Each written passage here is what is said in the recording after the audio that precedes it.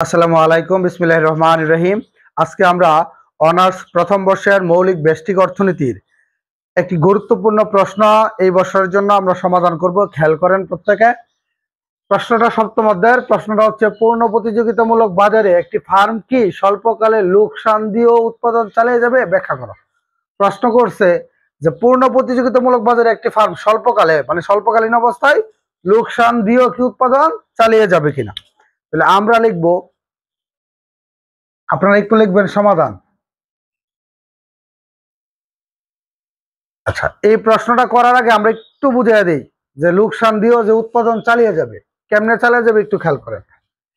একটা ফার্মের মোট ব্যয়কে দুই ভাগে ভাগ করা হয়, একটা টিএফসি আর একটা হচ্ছে টিবিসি। স্বল্পকালে এটা হয় টিবিসি আর একটা কি টিএফসি। এখন দেখেন, স্বল্পকাল মানে আমি আপনাদের বুঝার স্বার্থে এটা বলে নিতেছি। স্বল্পকাল মানে আপনি ভাড়া দিয়া আপনার ফার্মটা পরিচালনা করবেন, অর্থাৎ ফার্মের একটা নির্দিষ্ট ভাড়া আপনার দিতে হবে। ধরেন আপনি 10 বছরের কন্ট্রাক্ট করে নিছেন, তো প্রতি মাসে আপনি ভাড়া দিতে হবে ধরেন 5,000 টাকা। টিএফসি মানে মোট স্থির ব্যয় আর টিবিসি মানে মোট পরিবর্তনশীল ব্যয়।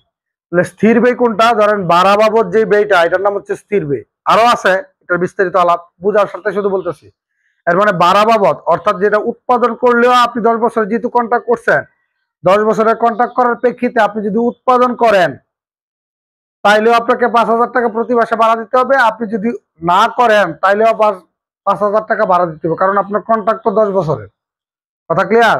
আমি ধরেন এই রুমটা ভাড়া নিছি কত বছরের জন্য? 10 বছরের জন্য কন্ট্রাক্ট করে, বা ধরেন 2 বছরের জন্য কন্ট্রাক্ট করে নিছি। এখন আমি 2 বছরের জন্য কন্ট্রাক্ট করে যে নিছি, প্রতি মাসে আমি 5,000 টাকা ভাড়া দিব। এখন ধরেন 3 মাস চালাইছি, চালানোর পরে 2 মাস বন্ধ রাখছি, এই 2 মাসে আমি 5,000 5,000 10,000 টাকা দিতে হবে। এর মানে উৎপাদন করলেও 5,000 দিতে হইব, উৎপাদন না করলেও 5,000 দিতে হইব। এটার নাম হচ্ছে স্থির ব্যয়। আর পরিবর্তনশীল ব্যয় হচ্ছে, ধরেন ফার্মের মধ্যে আপনি মুরগ তুলছেন, মুরগের বাচ্চা তুললে বাচ্চার খরচপত্র লাগবে, বাচ্চার ওষুধ লাগবে, বাচ্চার খাবার লাগবে। অর্থাৎ এটা যখন মুরগের বাচ্চা তুলবেন তখন যেই খরচটা হবে, এটার নাম হচ্ছে মোট পরিবর্তনশীল ব্যয়। সহজ ভাষায় বলতে গেলে, উৎপাদন করলে যে খরচ বহন করতে হয় এটার নাম হচ্ছে মোট পরিবর্তনশীল ব্যয়। কিন্তু উৎপাদন করলেও না করলেও যে খরচ হয় এটার নাম হচ্ছে টিএফসি। এটা উৎপাদন করলেও হয়, এটা উৎপাদন না করলে হয়। এটা উৎপাদন করলে হয়, না করলে হয় না। ধরেন উৎপাদন করছেন, আপনার খরচ হচ্ছে উৎপাদন করতে গিয়ে 50,000, তাহলে টোটাল খরচ হচ্ছে আপনার 55,000। ঠিক আছে? এটা হচ্ছে উৎপাদন করা অবস্থায়। এখন ধরেন আপনি লাভ হইছে, অর্থাৎ টিআর মানে আয় করছেন, এটা হচ্ছে খরচ। খরচ করছেন 55,000 উৎপাদন করতে গিয়া, কিন্তু আপনি উৎপাদন করা অবস্থায় খরচ করছেন এইটা আর লাভ করছেন, অর্থাৎ মোটাই পাইছেন 52,000। তাহলে আপনার লস কত হয়েছে একটু খেয়াল করেন তো। মুনাফা প্রায় ইকুয়াল টু টিআর মাইনাস কি টিএসসি। টিআর এর মান হচ্ছে 52,000 মাইনাস টিসি এর মান হচ্ছে 55,000। তাহলে আপনার লস হয়েছে কত হাজার? 3,000। এই যে মাইনাস মানে লোকসান কত হয়েছে? 3,000। এটা কি অবস্থায়? উৎপাদন করা অবস্থায়।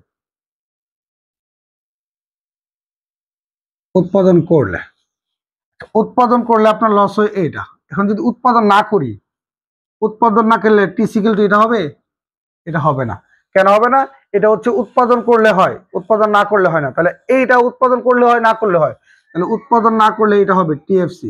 টিএফসি মানে কত হাজার? এই যে টিএফসি মানে এই 5,000। তাহলে 5,000 টাকা খরচ হয়েছে, 5,000 টাকা খরচ হয়েছে। তাহলে আপনি যদি উৎপাদন না করেন, আপনার আয় কত? আপনার আয় হচ্ছে 0। উৎপাদন যদি না করেন আপনার আয় কত হবে? আপনি উৎপাদন করছেন না, ফার্মে মুরগি তুলছেন না, মুরগি বেচতে পারবেন? বেচতে পারবেন না। যদি না বেচতে পারেন তাহলে আপনার লাভ কত? 0। এখন দেখেন আপনার আয় কত? TR minus TC. টিআর এর মানে হচ্ছে 0, টিসি এর মানে হচ্ছে 5,000, মাইনাসের 5,000। এখন দেখেন এই যে মাইনাস মানে লোকসান, এখন লোকসান হয় কত হাজার? 5,000। এটা উৎপাদন না করলে, উৎপাদন না করলে। এখন আপনি একটু জিনিস বুঝেন, উৎপাদন যদি স্বল্পকালে চালায়া যান তাইলে আপনার লাভ হয় হচ্ছে মানে লোকসান হয় 3,000। উৎপাদন করলে লোকসান হয় 3,000। আর উৎপাদন না করলে আপনার লোকসান হয় 5,000। আপনার কি 5,000 টাকা লোকসান ভালো না 3,000 টাকা? আপনি বলবেন যে আমার কম লোকসান হোক, এটা আমি চাই। তাহলে কম লোকসান হইলে আপনি এইটা ভালো। এই কারণে ফার্ম কি করে, স্বল্পকালে ক্ষতি স্বীকার, এটাও ক্ষতি এইটাও ক্ষতি, কিন্তু এই ক্ষতিটা স্বীকার করে উৎপাদন চালিয়ে যায়। কারণ এটা স্বীকার করলে এখানে ক্ষতি হয় কম, এখানে ক্ষতি হয় কি বেশি। এই কারণে বলছে পূর্ণ প্রতিযোগিতামূলক বাজারে একটি ফার্ম কি স্বল্পকালে লোকসান দিয়ে উৎপাদন চালিয়ে যাবে? হ্যাঁ, অবশ্যই পূর্ণ প্রতিযোগিতামূলক বাজারে একটি ফার্ম লোকসান স্বীকার করে উৎপাদন চাবে। কারণ এটার মধ্যে লোকসান হয়, এটার মধ্যে লোকসান হয়। উৎপাদন না করলে লোকসান হয় 5,000 টাকা, উৎপাদন করলে হয় 3,000 টাকা। তাহলে কম পরিমাণ লোকসান হয় উৎপাদন করলে, এই কারণে ফার্ম ক্ষতি স্বীকার করে বা লোকসান স্বীকার করে উৎপাদন চালিয়ে যাবে। আশা করছি এই বিষয়টা স্পষ্ট ভাষায় আপনারা বুঝতে পারবেন। এটা আমি বুঝাইছি, এটা আপনার লিখতে হবে না। আমি এখন এটা চিত্রের মাধ্যমে কি করব, ব্যাখ্যা করার চেষ্টা করবো ইনশাল্লাহ। কথা বুঝতে পারছেন? চিত্রের মাধ্যমে এটা আমরা ব্যাখ্যা করবো। এখন একটু খেয়াল করেন।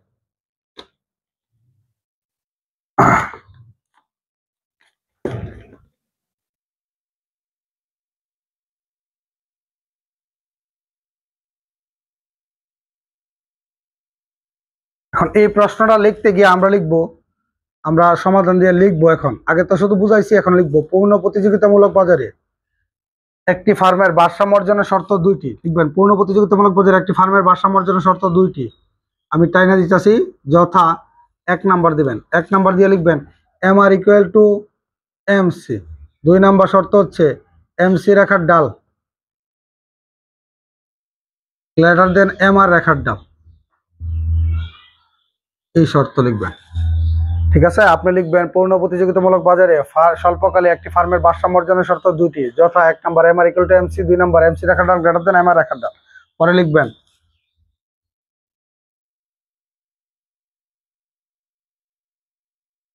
উপরোক্ত শর্ত দুটি পালনের প্রেক্ষিতে উৎপাদনের জন্য আরো একটি অপরিহার্য শর্ত হলো উৎপাদনের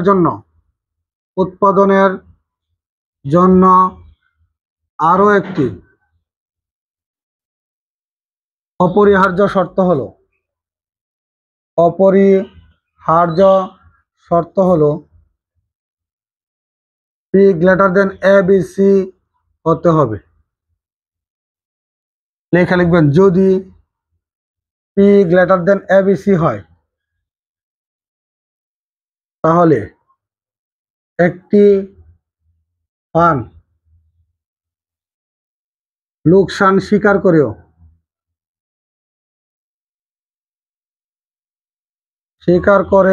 ও উৎপাদন চালিয়ে যাবে। নিম্নের চিত্রের সাহায্যে বিষয়টি ব্যাখ্যা করা হলো। ঠিক আছে কি বলছি? নিম্নের চিত্রের সাহায্যে বিষয়টি কি করা হলো, ব্যাখ্যা করা হলো। লেখা চিত্র অঙ্কন করবে। চিত্রটা হচ্ছে আমি করতেছি, খেয়াল করেন। পূর্ণ প্রতিযোগিতামূলক বাজারে সকল চিত্র এরকম।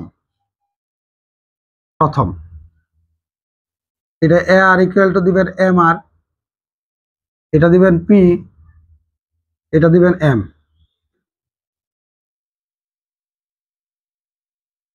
এটার নাম দিয়ে দেন MC।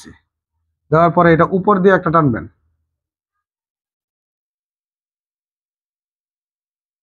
এটা দিয়েন G, এটা দিয়েন E।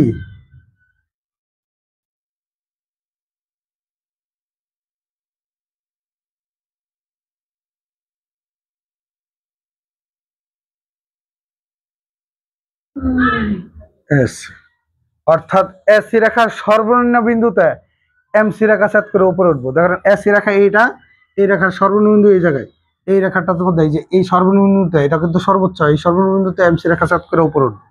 এটা হচ্ছে শর্ত। এরপরে এটা দিয়ে দিন F, এটা তো ই দিলাম, এরপরে নিচ থেকে এটা দিলাম,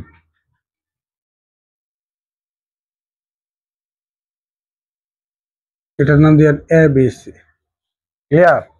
এইটুকু দেওয়ার পরে এটা দিয়ে S, এটা দিয়ে T, এটা দিয়ে উৎপাদন, লম্বকে দিয়ে I, ব্যয়, দাম। তাহলে আমরা এটার ব্যাখ্যা দিব, ব্যাখ্যা দিয়ে এটা বুঝাবো যে আসলে ক্ষতি স্বীকার করে যে উৎপাদন চালিয়ে যায় কেন। তাহলে আমরা লিখবো চিত্রে ভূমি অক্ষে, এই চিত্রের পরে আমরা লিখবো চিত্রে ভূমি অক্ষে উৎপাদনের পরিমাণ এবং লম্ব অক্ষে আয় ব্যয় দাম নির্দেশ করা হলো। এই বিন্দুতে ভারসাম্যের শর্ত দুটি পালিত হয়। ই হলো ভারসাম্য বিন্দু, এইটুকু লিখবেন। এখন প্রশ্ন হইতে পারে স্যার ভারসাম্যের শর্ত পালিত হয়েছে কেমনে? দেখেন ভারসাম্যের 1 নম্বর শর্ত হচ্ছে M R equal to MC. এই যে দেখেন এম আর রেখা হচ্ছে এই রেখাটা, এই যে এম আর এবং এমসি এই রেখা কোন বিন্দুতে ছেদ করে? এই বিন্দুতে। এর মানে যে বিন্দুতে ছেদ করে এই বিন্দুতে সমান, এই শর্ত পালিত হয়। আরেকটা শর্ত হচ্ছে এমসি রেখার ডাল গ্রেটার দেন এম আর রেখার ডাল। এটার মানে হচ্ছে এমসি রেখা এম আর রেখাকে নিচ থেকে ছেদ করে উপরে উঠে। দেখেন এই এম আর রেখা, এটা এই রেখাটাকে এমসি রেখা কোন বিন্দুতে ছেদ করে? এই বিন্দুতে না এই বিন্দুতে, এই যে এই ই বিন্দুতে ছেদ করে। যেই কারণে এই 2 নম্বর শর্ত পালিত হয়। 2 নম্বর শর্ত পালিত হয়, দুইটা শর্ত পালিত হয়। ই হলো কি বিন্দু? ভারসাম্য বিন্দু। তাহলে আপনার ব্যাখ্যাটা লিখবেন এইভাবে, চিত্রে ভূমি অক্ষে উৎপাদন এবং লম্ব অক্ষে আয় ব্যয় দাম নির্দেশ করা হলো। ই বিন্দুতে ভারসাম্যের শর্ত দুটি পালিত হয়, ই হলো ভারসাম্য বিন্দু। লেখার পরে আমরা এটা থেকে মুনাফা বের করব। তাহলে লিখবো আমরা জানি মুনাফা,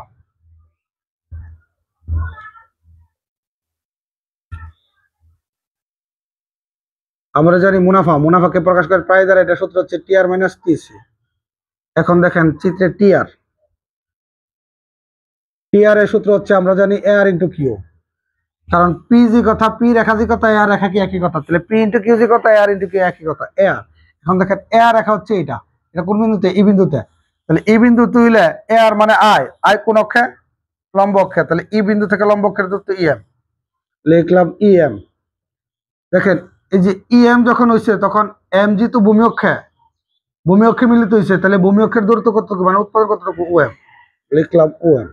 এখন আমরা জানি এই যে ইএম আর ওএম দুইটা গুণ করলে এটা তাহলে ও পি ইএম, আগের ক্লাসে দেখেছি ও পি ইএম। টিআর করলাম, টিআর করার পরে আমরা করতে কি টিসি লিখবো, তো টিসি, টিসি এর সূত্র হচ্ছে এস ইন্টু কিউ। এসি এর মান একটু খেয়াল করেন, এই যে এসি রেখাটা, এটা এই রেখাটা কোন বিন্দুতে? এই যে এফ বিন্দু।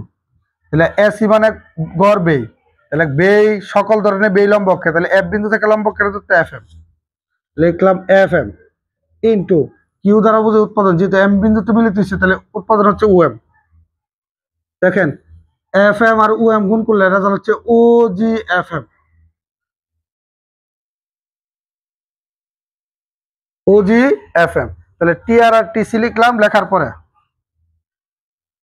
মুনাফা প্রায় ইকুয়াল টু টিআর মাইনাস লিখবেন টিসি, টিআর এর মান হচ্ছে এটা ওপিএম মাইনাস টিসি এর মান হচ্ছে এটা ওজিএফএম। এখন দেখেন এই যে একটু খেয়াল করেন ও পিইএম থেকে ওজিএফএম এটা বাদ দিলে রেজাল্ট হয় এটা, আমি বোঝার জন্য এটা করতেছি। এই যে এই রেজাল্টটা হয়, এই রেজাল্টটা হচ্ছে পিজিইএফ। এখন দেখেন এটা প্লাসের না মাইনাসের বুঝবো কিভাবে? আমরা দেখবো ওপিইএম এবং ওজিএফএম এর মধ্যে কোনটা বড়। দেখেন ওপিইএম এইটুকু, ও জি এফ এম এইটুকু, এর মানে ও জি এফ এমটা বড়। ও জি এফ এম এর আগে কি চিহ্ন? মাইনাস, এর জন্য আনসারে মাইনাস। মাইনাস মানে লোকসান, এর মানে উৎপাদন করলে এইটুকু লোকসান হয়, উৎপাদন করলে যেটুকু মার করছে এটুকু কি হয়? লোকসান হয়। তাহলে আমরা লিখবো উৎপাদন করলে, এই ক্ষেত্রে উৎপাদন করলে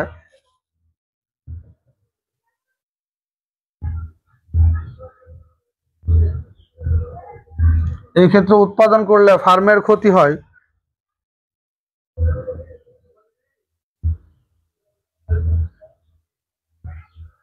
ফার্মের ক্ষতি হয় পিজি এফ ই পরিমাণ। এক্ষেত্রে উৎপাদন করলে ফার্মের ক্ষতি হয় পিজি এফ ই পরিমাণ। এখন আসেন, আপনি যদি স্বল্পকালে উৎপাদন করেন তাহলে এই ক্ষতিটা হইতেছে।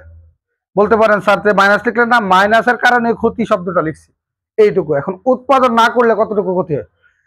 স্বল্পকালে যখন উৎপাদন না করতে হয়, যে ভাড়া বাবদ আপনার রুম ভাড়া গ্রহণ করতে হবে কিনা, উৎপাদন করলে আপনাকে ভাড়া দিতে হইব, না করলে ভাড়া দিতে হইব। আমি একটু আগে দেখাচ্ছিলাম 5,000 টাকা ভাড়া, তাহলে এটা উৎপাদন করলে 5,000 দিতে হইব, না করলে আপনি রুম নিচ্ছেন ভাড়া, যদি আপনি এখানে ব্যবহার করেন রুম তাহলে 5,000 দিতে হইব, ব্যবহার না করলে 5,000 দিতে হইব। তাহলে উৎপাদন না করলে রুম ভাড়া দিতে পারে, রুম ভাড়া কেটে বলা হয় কি টিএফসি সাধারণত। তাহলে আমরা লিখবো উৎপাদন না করলে ফার্মকে টিএফসি এর সমান ব্যয় বহন করতে হয়।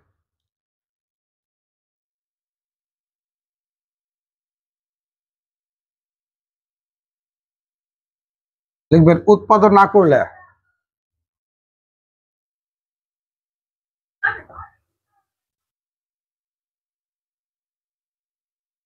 উৎপাদন না করলে ফার্মকে টিএফসি এর সমান ব্যয় বহন করতে হয়।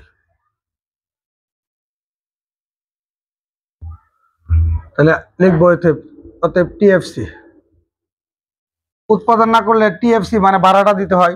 আমি যদিও ভাড়া বোঝাইতেছি, টিএফসির বিস্তারিত আলোচনা আছে, বোঝার জন্য শুধু ভাড়ার কথা বলতেছি। টিএফসি সূত্র একটু কি হবে একটু খেয়াল করেন। টি আর এর সূত্র এ আর ইন্টু কিউ, দেখেন এই টি এর জায়গায় এ, টিসি এর সূত্র এই টি এর জায়গায় কি এ আর সাথে কিউ আছে, তাহলে টিএফসি সূত্র হবে টি এর জায়গায় এ বাকি এফসি ইন্টু কি কিউ। এখন দেখেন আমরা একটু আগে বলছিলাম, আপনাদেরকে একটু বলি, আমাদের এরকম একটা সূত্র আছে, টিসিএ টিসি সূত্র হচ্ছে টিএফসি প্লাস টিবিসি, অর্থাৎ একটা ফার্মের ব্যয় দুই ধরনের, একটা হচ্ছে টিএফসি আর একটা কি টিবিসি। টিএফসি মানে টোটাল ফিক্সড কস্ট, টিবিসি মানে টোটাল ভেরিয়েবল কস্ট, অর্থাৎ একটা হচ্ছে মোট স্থির ব্যয়, একটা মোট পরিবর্তনশীল ব্যয়। স্থির ব্যয়টা কোনটা, যেটা হচ্ছে ধরুন ভাড়া বাবদ আপনি একটা রুম ভাড়া নিছেন, এটা হচ্ছে স্থির ব্যয়। এখন এটা উৎপাদন করলেও দিতে হবে, না করলেও দিতে হবে। আর পরিবর্তনশীল ব্যয় হচ্ছে মোরগের বাচ্চা যখন লালন পালন করবেন, মোরগের বাচ্চা কিনতে গেলে টাকা লাগবে, এটার ওষুধ লাগবে, এই লেবার খরচ লাগবে, এরকম আসামরিক খরচ লাগবে, এটার নাম হচ্ছে টিবিসি। এখন এই দুইটা খরচ, এখন দেখেন এইটি এর জায়গায় যদি আমরা এ দিই তাহলে সি, এইটি এর জায়গায় এ দিলে এফ সি প্লাস এইটি এর জায়গায় এ দিলে এ বি সি। আমি টেকটিক করে করতেছি কি, এখন খেয়াল করেন আমরা বের করবো এফ সি এর মান। তাহলে আমরা যদি এইটা এই পাশে লিখি এফ সি প্লাস হচ্ছে A B C equal to কি এস সি। এখন দেখেন এফ সি লিখলে এই এস সি লিখছি, এটা আছে প্লাসের ওই পাশে গেলে কি মাইনাসে। এখন দেখেন এফ সি মানে হচ্ছে S C minus A B C, তাহলে আমরা লিখবো এস সি মাইনাসের কি এ বি সি। কথা ক্লিয়ার? এই যে এফ সি সূত্র এস সি মাইনাস কি এ বি সি ইন্টু কি কিউ। আমরা এইটুকু লিখছি শুধু বোঝার জন্য, আশা করি প্রত্যেকে বুঝতে পারছেন। টিএফসির মান বের করতে গেলে সূত্র হচ্ছে এফ সি ডি কিউ, আর এফসির মান হচ্ছে সূত্র হচ্ছে এস সি মাইনাস কি এ বি সি, যে এখানে বের করছি। কিন্তু আপনারা যেটা বুঝতেছি এটা লিখতে হবে না, এটা বুঝলে হবে। এখন দেখেন এস সি এর মান বের করবো। আপনি দেখেন এস সি রেখা এটা, তাহলে এস সি রেখা কোন বিন্দুতে এফ বিন্দুতে, তাহলে এফ বিন্দু থেকে ভূমি অক্ষের দূরত্ব এফ এম, তাহলে এস সি এর মান হচ্ছে এফ এম মাইনাস এবিসি।